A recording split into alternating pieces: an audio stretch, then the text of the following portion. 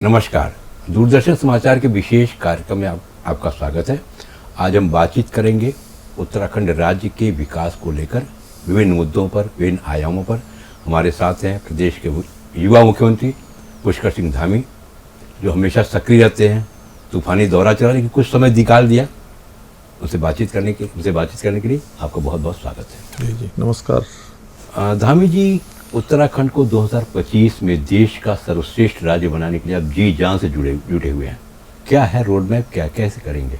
देखिए, हमारे राज्य को बने हुए 22 साल होने जा रहे हैं और 3 साल बाद हमारे राज्य की स्थापना का 25 साल पूरा होगा।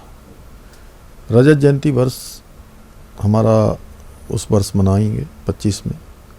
उसको लेकर हमने सभी विभागों को, सभी स्वयंसेवी संस्थाओं को, उत्तराखंड के जनमानस को, सभी से आह्वान किया है कि सभी विभाग अपने अपने विभाग का कोई न कोई एक कार्यक्रम जरूर इस प्रकार का बनाएं कि जो 2025 में पूरा हो।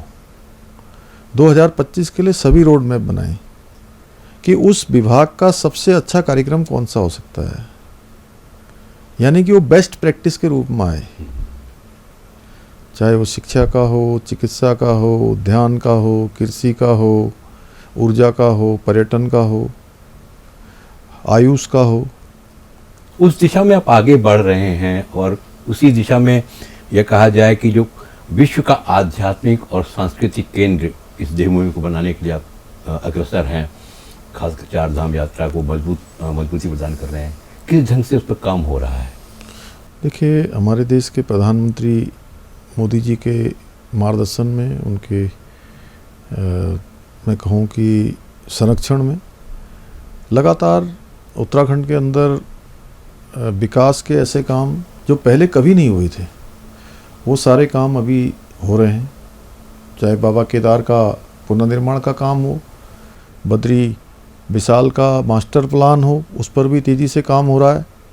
अभी माननीय प्रधानमंत्री जी माड़ा गांव आए थे, जिसको हम लोगों ने, माननीय प्रधानमंत्री जी ने अब कहा है कि बॉर्डर के सारे ही गांव, जिनको अभी तक हम अंतिम गांव मानते थे, वो सारे के सारे अब पहले गांव के रूप में माने जाएंगे। यानी कि विकास वहीं से शुरू होगा। और माड़ा गांव से 7 किलोमीटर आगे एक वाइब्रेंट विलेज, बॉर्डर विलेज की अवधारणा को लेकर बड़ा एक डेस्टिनेशन वहाँ पर डेवलप किया जाएगा। उस दिशा में हम काम कर रहे हैं। जल्दी हम उस पर फैसला लेकर आगे की कार्रवाई शुरू करेंगे। हमारे ऑल वेदर रोडें बन रही हैं, कुछ निर्माणाधीन है, उस पर भी तेज़ी से काम चल रहा है। इसी प्रकार से कुमाऊं क्षेत्र के जितने भी हमारे प्रमुख धार्मिक स्थल हैं, उन सभी के लिए हम मानसखंड कॉरिडोर, उसका भी मास्टर प्लान तैयार कर रहे हैं। मास्टर प्लान पर वहाँ भी काम हो रहा है। कुमाऊं से गढ़वाल की कनेक्टिविटी अच्छी हो, उसके लिए काम कर रहे हैं। हवाई अड्डा हमारा देहरादून का अच्छा बन रहा है, कुछ और उसमें विस्तार की संभावनाएं हैं, उस दिशा में भी हम काम कर रहे हैं। पंतनगर के एयरपोर्ट को भी हम बड़ा एयरपोर्ट बनाने की दिशा में काम कर रहे हैं। पिथौरागढ़ का एयरपोर्ट चले, उसके लिए हमारी कार्रवाई है। उसके बाद चिन्यालीसोड़ और गौचर दोनों हवाई पट्टियां हमारी चालू हों।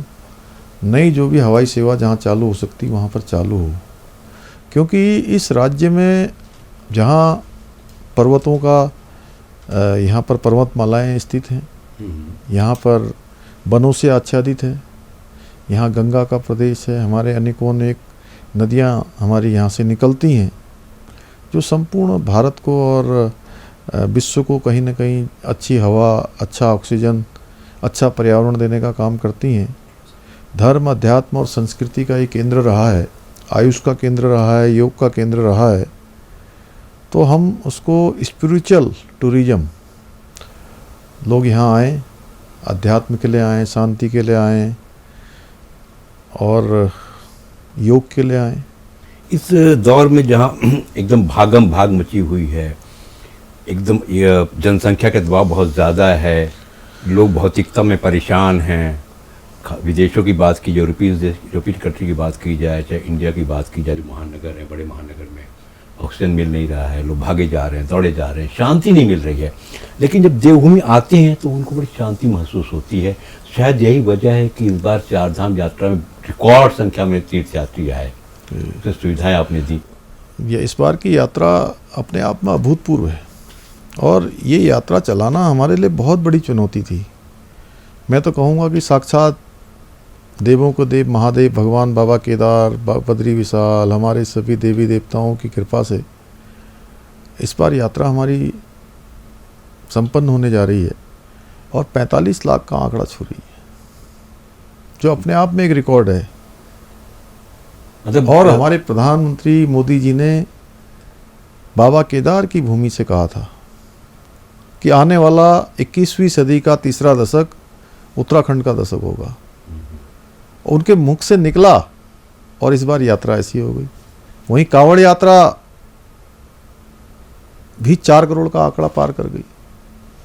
अपने आप में अभूतपूर्व है और उनके मुख से निकले हुए शब्दों को पूरा करने के लिए हम जी जान से लगे हुए हैं कि आने वाला दशक उत्तराखंड का दशक हो। जिस दिन से आप प्रदेश के दुर्गम इलाकों में दौरा कर रहे हैं, वहाँ जाके समीक्षा बैठक कर रहे हैं, अधिकारियों को निर्देश दे रहे हैं, उनसे बातचीत कर रहे हैं, जन समस्याओं को सुन रहे हैं, आम आदमी से बातचीत कर रहे हैं। अभी कल आप उधर गए तो वो जो कुम्हार होते हैं वो बेच रहे थे मिट्टी के दिए वगैरह, उनसे आपने खरीदारी की, तो उस पर क्या कहेंगे? देखिए, अभी माड़ा गांव से माननीय प्रधानमंत्री जी ने समस्त देशवासियों से अपील की है।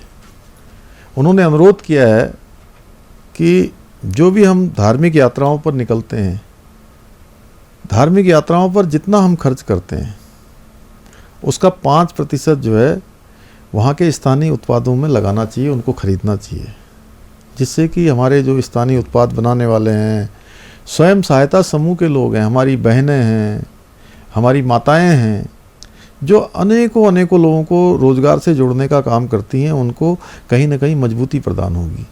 और प्रधानमंत्री जी का जो लोकल फॉर वोकल अभियान है, उस अभियान को भी मजबूती मिलेगी। इसलिए मैंने, चूँकि परसों एक दिन पहले प्रधानमंत्री जी ने इस बात का अनुरोध किया और मैंने भी सोचा कि माननीय प्रधानमंत्री जी ने देश की जनता से अनुरोध किया है तो मैं स्वयं भी उसको शुरू करूं। और इसलिए मैं जो कुम्हार थे, मैं उनके पास गया, उनके वहाँ से मैंने दिए और अन्य जो दीपावली के सामान बनाए जाते हैं उनको मैंने ख़रीदा और सभी को शुभकामनाएं भी दी दीपावली की। और मैं समझता हूँ कि हम सभी को इस दिशा में आगे बढ़ना चाहिए, तभी हमारा एक भारत श्रेष्ठ भारत बनेगा, तभी हमारा विश्व गुरु भारत, जिसकी हम सब कल्पना करते हैं, मोदी जी के नेतृत्व में विश्व गुरु भारत बनेगा। धार्मिक तीर्थाटन बढ़ा है, पर्यटन में भी पर्यटकों की संख्या बढ़ी है। नैनीताल की बात की जाए, मसूरी पर्यटक केंद्र है, लेकिन इस बार कुछ नए पर्यटन केंद्रों पे बड़ी संख्या में पर्यटक आए, तो आखिर क्या वजह मानते हैं आप कि इतना तेज लोगों का झुकाव हो रहा है, बढ़ रहे हैं लोग, उधर इस इलाके में आ रहे हैं, कुमाऊं के कुछ इलाकों पहुँचे लोग? नहीं, देखिए, हमारे यहाँ पर जहाँ देव स्थान है वहीं हमारे यहाँ प्राकृतिक सौंदर्य भी है, शांति है और शुद्ध वायु है, शुद्ध वातावरण है, पर्यावरण है। यह भी बहुत बड़ा कारण है। तो निश्चित रूप से मैं कह सकता हूँ कि मेरा राज्य उत्तराखंड, धार्मिक हो चाहे हमारा सांस्कृतिक हो, आध्यात्मिक हो, उसके लिए सबसे उपयुक्त स्थान है।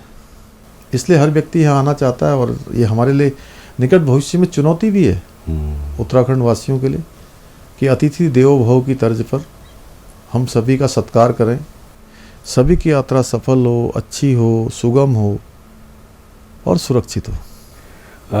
तीर्थयात्री बढ़ रहे हैं, पर्यटक बढ़ रहे हैं, दुर्गम इलाकों में लोग लौट भी रहे हैं। कोरोना के बाद बहुत सारे लोग लौट करके अपना खेती की बारी कर रहे हैं। दुर्गम इलाकों में स्वास्थ्य सेवाएं बड़ी चुनौती है आपके लिए, उनको कैसे मीट आउट कर रहे हैं, कैसे उनका मुकाबला कर रहे हैं? नहीं, देखिए, अभी चूँकि हमारे यहाँ पर भौगोलिक परिस्थिति बहुत कठिन है, लेकिन उसके बावजूद भी जहाँ डॉक्टरों की संख्या बढ़ी है, हमने 207 प्रकार की जांचें मुफ्त में करने का निर्णय लिया है। माननीय प्रधानमंत्री जी ने जो आयुष्मान भारत देश की जनता को समर्पित किया है, आयुष्मान भारत योजना, जो केवल हिंदुस्तान की, दुनिया की सबसे बड़ी योजना है, जिसने हर व्यक्ति को 5 लाख रुपए तक का इलाज फ्री और गारंटी देने का काम 1 वर्ष के अंदर सुनिश्चित किया है। उन सभी को साथ में जोड़कर हर गांव तक, घर तक ज़रूरतमंद को स्वास्थ्य सेवाएं मिले उसके लिए हम संकल्पबद्ध हैं और उस दिशा में लगातार समीक्षा कर रहे हैं। अभी पिछले दिनों भी हमने समीक्षा करी थी। कुछ जो ज़रूरी संशोधन करने थे, ज़रूरी सुधार करने थे, वो हम सुधार कर रहे हैं। उत्तराखंड सरकार की तरफ से लगातार हम इसकी मॉनिटरिंग कर रहे हैं कि हर व्यक्ति को स्वास्थ्य की सेवाएं प्रदान हों। हाँ, अगर ज़्यादा गड़बड़ हो तो हेलीकॉप्टर से ला रहे हैं आप मरीजों को? हेलीकॉप्टर से हमने हेली सेवा पहले ही प्रारंभ कर दी थी। आपदा के समय में भी हम हेली सेवा लगातार प्रदान करते हैं।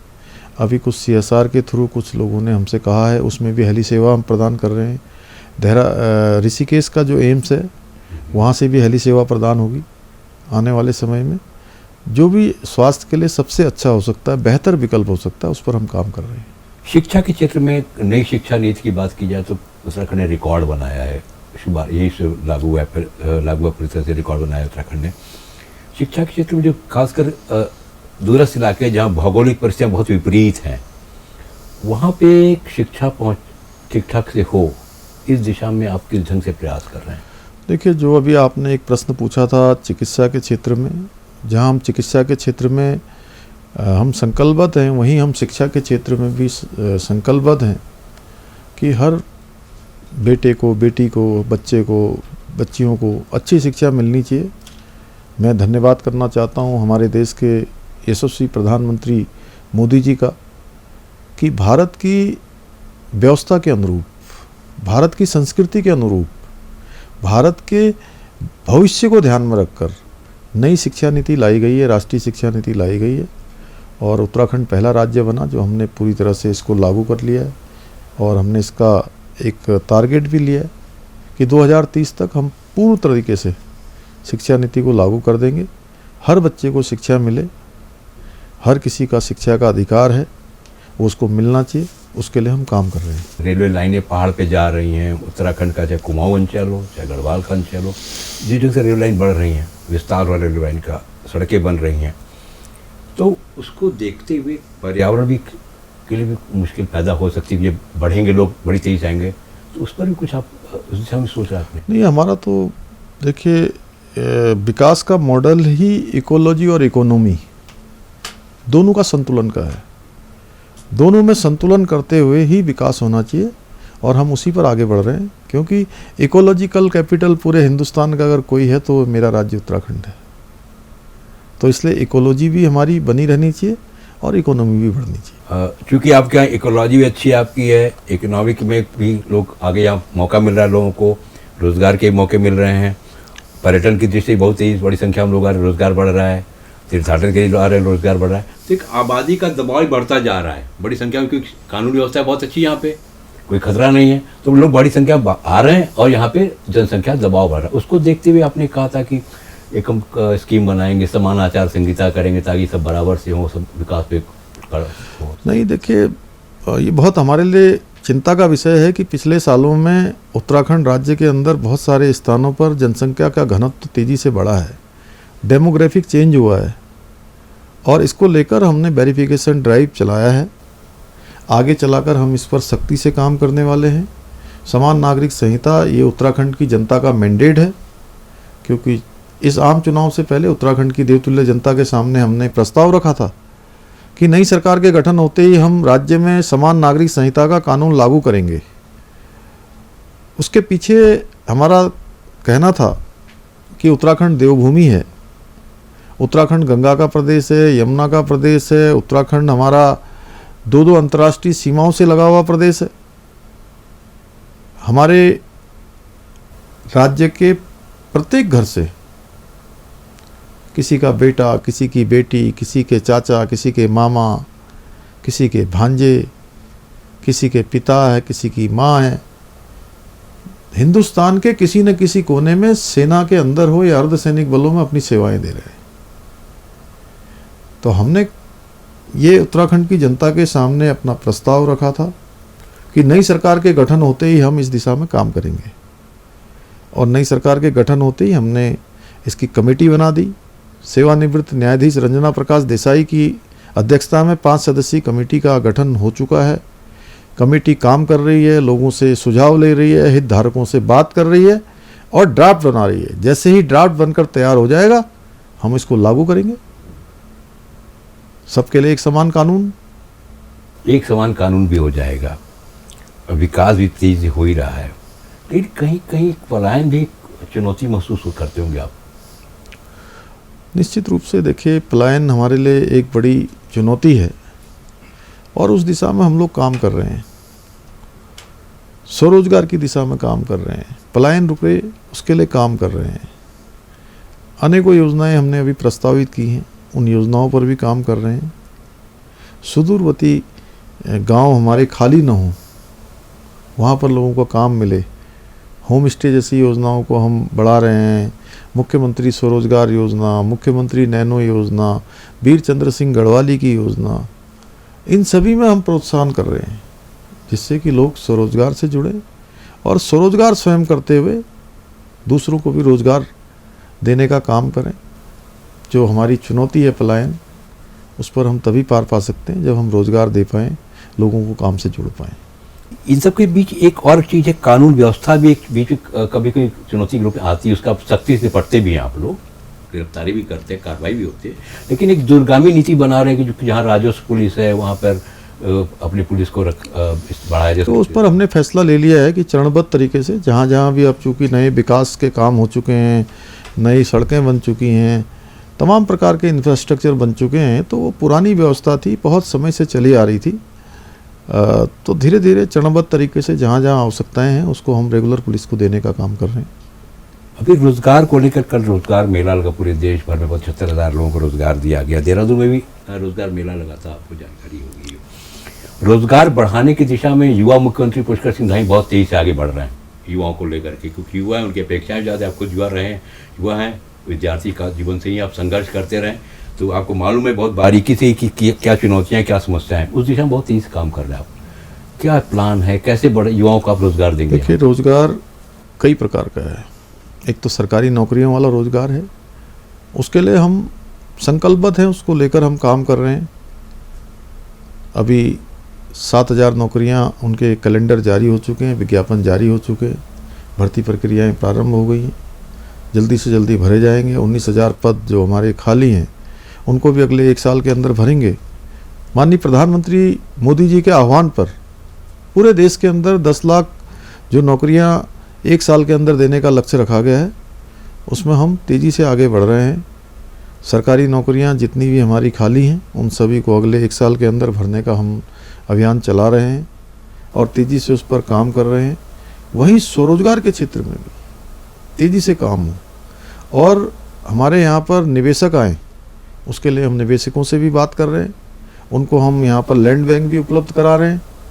यहाँ पर जो भी सुविधाएं हो सकती हैं हम उनको भी दे रहे हैं, क्योंकि उद्योग धंधों के माध्यम से भी हमको लाखों की मात्रा में नौकरियां मिल सकती हैं। लाखों की संख्या में युवाओं को रोजगार मिलेगा। युवा खुद शामिल हों, स्किल्ड हों और काम करें, स्वरोजगार चलाएँ, अपना रोजगार करें तो रोजगार मिलेगा। जैसा आप जानते भी, आपके कई सारे साथियों ने किया भी। जब आप जो छात्र राजनीति थे तो बहुत सारे आपके साथी लोग स्वरोजगार करते थे, आप उनको प्रोत्साहित भी करते थे, इस तरह से रोजगार, और आज अच्छा खासा लोग रोजगार दे रखा उन लोगों ने। आपकी मंशा है कि लोग रोजगार दें, बजाय रोजगार सरकारी नौकरी चला जाए, खुद स्वरोजगार करें, ये तो अच्छी बात है। इसके साथ एक समस्या बीच में भी आई थी कि जो पिछली दिनों में भर्तियाँ हुई उनको लेकर के भी आपने बड़ी सख्ती से कार्रवाई की, कई से बड़े बड़े लोग भी सीटों के अंदर हो गए। देखिए, आपने बड़ा अच्छा प्रश्न पूछा मुझसे, और मेरे कुछ मित्रों का मुझे देश से ही नहीं विदेशों से भी मुझे फ़ोन आए कि उत्तराखंड के अंदर ये कैसे घपले घोटाले हो रहे हैं, कैसे भर्तियों की जो है बंदरबाट हो रही है। तो अब मैं किस किस को बताता।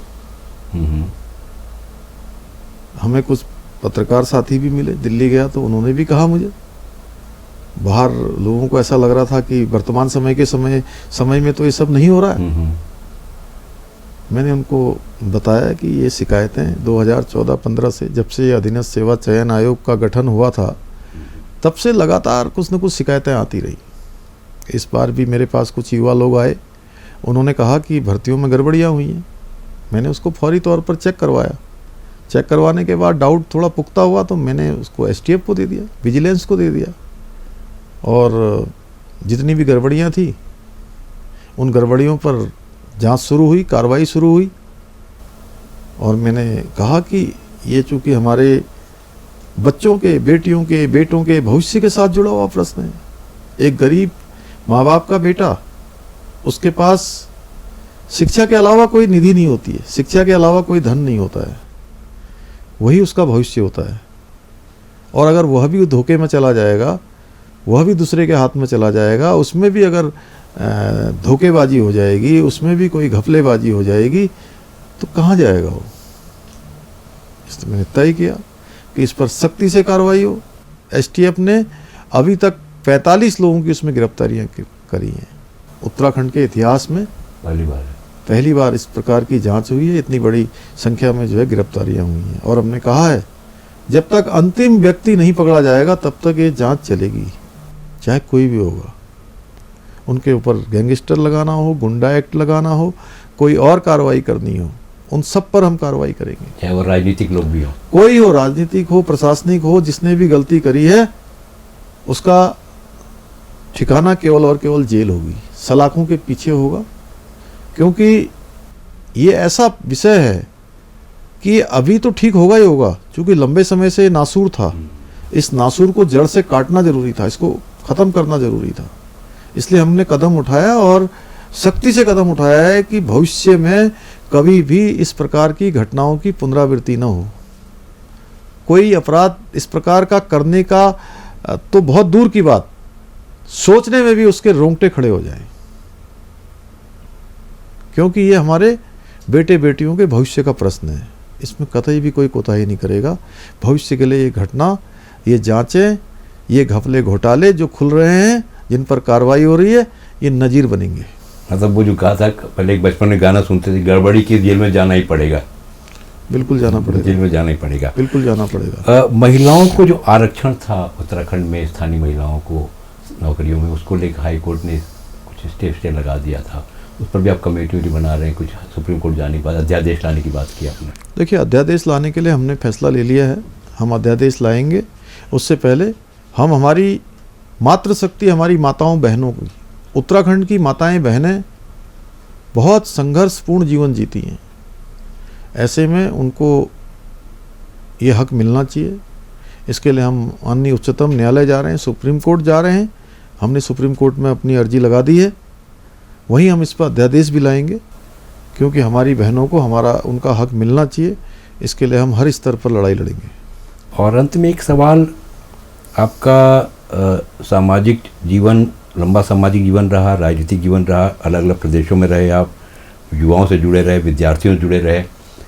सरकारें केंद्र में अलग होती हैं, प्रदेश में अलग होती हैं, या दोनों जब सरकारें एक होती हैं, तो उसका कितना लाभ मिलता है, क्या महसूस करते हैं आप? देखिए, जब दोनों सरकारें एक होती हैं, उसका लाभ उत्तराखंड में दिखाई दे रहा है। उसका परिणाम है कि पिछले 5 वर्षों में उत्तराखंड में 1.5 लाख करोड़ से भी ज़्यादा की योजनाएं स्वीकृत हुई हैं। डबल इंजन की सरकार, दोनों सरकार जब एक हों तो तभी जो है दिल्ली से देहरादून का हाईवे पास होता है, तभी हरिद्वार से देहरादून का हाईवे बनता है, तभी 4 धाम ऑल वेदर रोडें बनती हैं, भारतमाला में रोडें बनती हैं, तभी एम्स चालू होता है, तभी जो है कर्णप्रयाग से ऋषिकेश रेल लाइन जाती है, तभी देहरादून के हवाई अड्डे का विस्तार होता है। एक कोने से दूसरे कोने को जब 2 सरकारें एक होती हैं तो गौरीकुंड से केदारनाथ रोपवे जाता है। जब 2 सरकारें एक होती हैं तो हेमकुंड साहब से गोविंद घाट का रोपवे बनना शुरू होता है। जब 2 सरकारें एक होती हैं तो ग्वालदम, सिमली, बागेश्वर, गरुड़, जौलजीबी, मुंशियारी होते हुए जौलजीबी तक की सड़क बनती है। जब 2 सरकारें एक होती हैं तो कैलाश मानसरोवर तक की यात्रा भी सड़क मार्ग से करे जाने की योजना बनती है, उस पर काम होता है। जब 2 सरकारें एक होती हैं तो दिल्ली से देहरादून आने वाले समय में 2 घंटे में यात्रा पूरी की जाएगी। 2 सरकारें एक होती हैं तो एक कोने से दूसरे कोने को जोड़े जाने का काम प्रारंभ होता है। तो आपका मानना है कि क्योंकि ठीक है, आपकी राजनीतिक प्रतिबद्धता है, वैचारिक प्रतिबद्धता है, इन सब के बीच बावजूद एक आम नागरिक भी आप हैं, तो आपका मानना है कि केंद्र और राज्य में अगर सरकारें एक होती तो विकास में गति मिलती है, मोटे तौर पर? निश्चित रूप से गति मिलती है दोनों सरकारों के एक होने से। और वो तब क्या कहना, जब देश ऐसे कर्मयोगी के हाथ में है जिनका संपूर्ण जीवन माँ भारती को समर्पित है। ऐसे ऐसे काम जिनके बारे में लोग सोचते भी नहीं थे, वो सारे के सारे काम हमारे देश के यशस्वी प्रधानमंत्री मोदी जी के नेतृत्व में संपन्न हो रहे हैं। आज बाबा केदार भव्य केदार और दिव्य केदार बन गया है। बद्री विशाल में मास्टर प्लान तैयार हो गया है। अयोध्या में जो हम बरसों बरसों से कहते थे राम लला हम आएंगे मंदिर वहीं बनाएंगे, अब वहाँ मंदिर बन रहा है, भव्य मंदिर बन रहा है, दिव्य मंदिर बन रहा है। भव्य काशी दिव्य काशी बन चुका है। जहाँ कुछ लोग भी नहीं जा पाते थे, आज लाखों लोगों के लिए स्थान बन गया है। महाकाल लोग आने वाले समय में और भी कई स्थान दिखेंगे। इसी प्रकार से उत्तराखंड में भी हम मोदी जी की प्रेरणा से जहाँ हमारे चारों धाम बन रहे हैं, वहीं हमारे अन्य जो धार्मिक स्थल हैं उन सब का भी हम मास्टर प्लान बनाकर उनके भी पुनर्निर्माण का, उनकी चौड़ीकरण का, सौंदर्यीकरण का, जो भी धार्मिक उत्थान के लिए उन स्थानों का काम हो सकता है वो सब काम कर रहे हैं। तो ये आप मानते हैं कि अगर टीम लीडर बहुत मजबूत है तो पूरे देश को आगे बढ़ा सकता है, राज्यों को भी आगे खींच के ले जा सकता है? देखिए, इसका उदाहरण है कि 2014 से पहले भारत की पहचान थी कि भारत पिछलग्गू भारत हो गया है, भारत दब्बू भारत हो गया है। भारत दुनिया की आंखों में आंखें डाल के बात नहीं करता है, अपने हितों के लिए भी बात नहीं कर पाता है। कोई विश्व मंचों पर भारत को गंभीरता से नहीं लेता था। 2014 के बाद जब से मोदी जी का दूरदर्शी नेतृत्व, करिश्माई नेतृत्व और भारत को आगे बढ़ाने वाला नेतृत्व जब से आया, तब से अब भारत दुनिया की आंखों में आंखें डालकर बात करता है, अपने हितों की बात करता है और पूरी दुनिया वैश्विक मंचों पर भी भारत के रुख को देखती है, भारत के रुख का इंतजार करती है। ऐसे तमाम उदाहरण हैं। जब नेता और नेतृत्व मजबूत होता है, सशक्त होता है, दूरदर्शी होता है, विजनरी होता है, तो निश्चित रूप से जनता को लाभ मिलता है, जनता को लाभ मिलता है, देश को लाभ मिलता है। अब अंत में मैं चलते चलते आपसे कहूँगा कि दीपोत्सव का पर्व चल रहा है, आप खुद दीपावली मनाने भी गए, अपने गाँव घर गए, क्या जनता को क्या संदेश देंगे? दीपोत्सव पर्व पर मैं सभी को बहुत शुभकामनाएं देता हूँ, बहुत बधाई देता हूँ कि भगवान सबके जीवन में मंगल करे, उनकी सभी मनोरथ पूर्ण हो, सब प्रकार से सुख समृद्धि हो और एक भारत श्रेष्ठ भारत हम बनाने के लिए संकल्प लें। साथ ही हमारे देश के प्रधानमंत्री मोदी जी ने जो देश की जनता से आज आह्वान किए हैं, चाहे वो लोकल फॉर वोकल का मंत्र हो या 5% धनराशि अपनी स्थानीय उत्पाद खरीदने में, अपनी यात्रा में खर्च करने का उन्होंने जो खरीदारी करने का उन्होंने जो आह्वान किया है, सभी से अपील की है, उस सब को ध्यान में रखकर काम करना चाहिए। और हमारा जो भी काम है, ये ज़रूरी नहीं है कि हर व्यक्ति नेता होगा, हर व्यक्ति सैनिक होगा, हर व्यक्ति का अपना अपना अलग अलग काम है, हर व्यक्ति प्रशासनिक होगा या हर व्यक्ति राजनेता होगा या सामाजिक कार्यकर्ता होगा। जो भी जिस क्षेत्र में काम कर रहा है, जिसके पास भी जो भी जिम्मेदारी है, वो अगर पूर्ण मनोयोग के साथ करेंगे तो आने वाले समय में जिस रास्ते पर प्रधानमंत्री मोदी जी ने देश को खड़ा कर दिया है, देश को जिस लाइन में लगा दिया है, जिस दौड़ में शामिल करवा दिया है, आने वाले समय में भारत विश्वगुरु बनेगा, भारत दुनिया का नेतृत्व करेगा, भारत पूरी दुनिया को दिशा दिखाने का काम करेगा। मैं इस अवसर पर सभी को बहुत बधाई देते हुए, शुभकामनाएं देते हुए आप सबका दीपावली की बहुत बहुत शुभकामनाएं, बहुत बहुत आप सबका धन्यवाद। जनता अगर साथ दे, जनता सहभागिता बढ़ाए तो देश बढ़ेगा, आगे विकास करेगा और वैश्विक मंच अपना स्थान बनाएगा, विश्व गुरु फिर बनेगा, ऐसा आपका कहना है। आप इस बातचीत में भाग लिए, आपको इसके लिए बहुत बहुत धन्यवाद। नमस्कार। नमस्कार।